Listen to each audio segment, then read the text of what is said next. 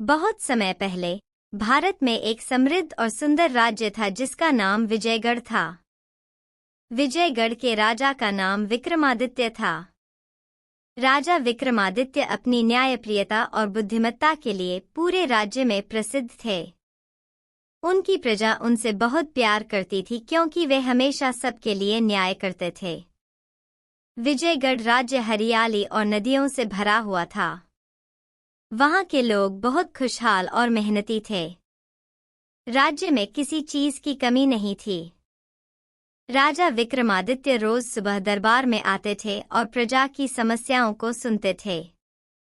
उनके दरबार में उनके मंत्री, सेनापति और अन्य महत्वपूर्ण लोग भी शामिल होते थे।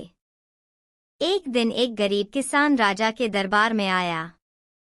किसान का नाम मोहन था। मोहन बहुत परेशान था और उसकी आंखों में आंसू थे। राजा ने मोहन से पूछा, क्या बात है मोहन?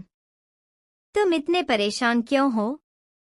मोहन ने कहा, महाराज, मेरी सारी फसल बर्बाद हो गई है। मैं बहुत कर्ज में डूब गया हूँ। अगर आप मेरी मदद नहीं करेंगे तो मेरा परिवार भूखा मर जाएगा।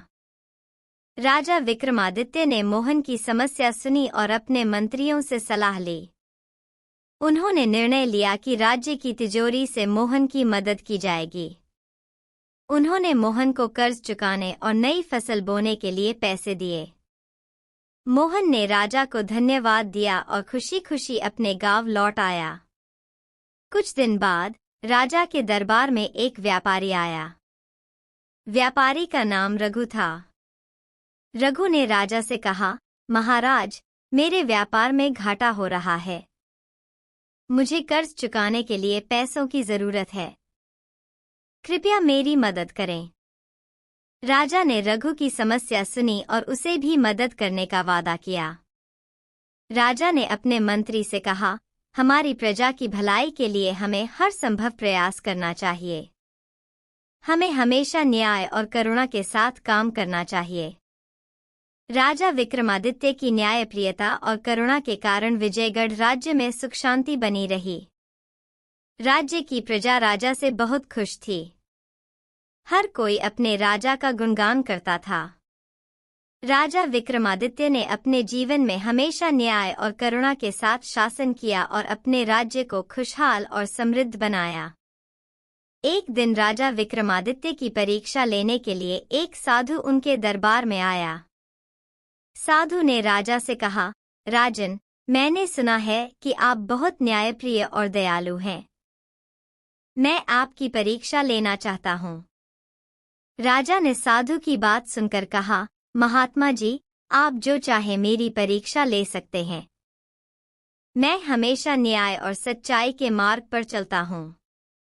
साधु ने राजा को एक चुनौती दी।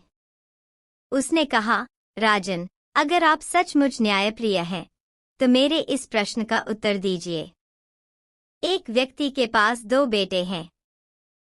उसने अपनी सारी संपत्ति अपने छोटे बेटे को दे दी और बड़े बेटे को कुछ नहीं दिया। क्या यह न्याय है? राजा ने साधु की बात सुनी और थोड़ी देर सोचने लगे। फिर उन्होंने कहा, महात्मा जी, मैं इस मामले की पूरी जांच करूंगा और फिर निर्णय लूंगा। राजा ने अपने मंत्री को उस व्यक्ति के पास भेजा और पूरी जानकारी हासिल की। जांच में पता चला कि बड़े बेटे ने अपने पिता की बहुत सेवा की थी, जबकि छोटे बेटे ने हमेशा अपने पिता की अवज्ञा की थी। फिर भी पिता ने अपनी संपत्ति छोटे बेटे को दे दी थी। राजा ने उस व्यक्ति को दरबार में बुलाया और उससे पूछा, तुमने अपने बड़े बेटे के साथ अन्याय क्यों किया? व्यक्ति ने उत्तर दिया, महाराज, यह मेरा व्यक्तिगत निर्णय था। राजा ने कहा, तुम्हारा निर्णय अनुचित है। तुम्हें अपनी संपत्ति को दोनों बेटों के बीच बराबर बांटना चाहिए। व्यक्ति ने राजा की बात मानी और अपनी संपत्ति को दोनों बेटों के बीच बराबर बांट दिया। साधु ने राजा विक्रमादित्य की न्यायप्रियता और बुद्धिमत्ता की प्रशंसा की। उन्होंने कहा, राजन, आपने साबित कर दिया कि आप सच्चे न्यायप्रिय राजा हैं। मैं आपको आशीर्वाद देता हूँ कि आपका राज्य हमेशा समृद्ध और खुशहाल रहे। राजा विक्रमादित्य ने साधु को प्रणाम किया और कहा, महात्मा जी, आपके आशीर्वाद से ही मैं इस राज्य को न्याय और सच्चाई के मार्ग पर चला पाऊंगा। राजा विक्रमादित्य की न्यायप्रियता और करुणा के कारण विजयगढ़ राज्य में हमेशा सुख शांति बनी रही। प्रजा ने अपने राजा से प्रेरणा लेकर हमेशा सच्चाई और न्याय के मार्ग पर चलने का प्रण लिया। विजयगढ़ राज्य पूरे देश में एक आदर्श राज्य बन गया। इस प्रकार राजा विक्रमादित्य की न्यायप्रियता और उनके द्वारा किए गए सही निर्णयों के कारण विजयगढ़ राज्य हमेशा खुशहाल और समृद्ध बना रहा।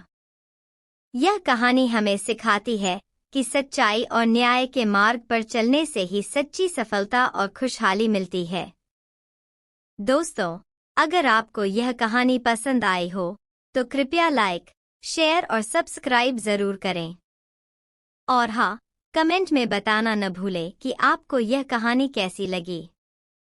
फिर मिलेंगे एक नई कहानी के साथ। धन्यवाद।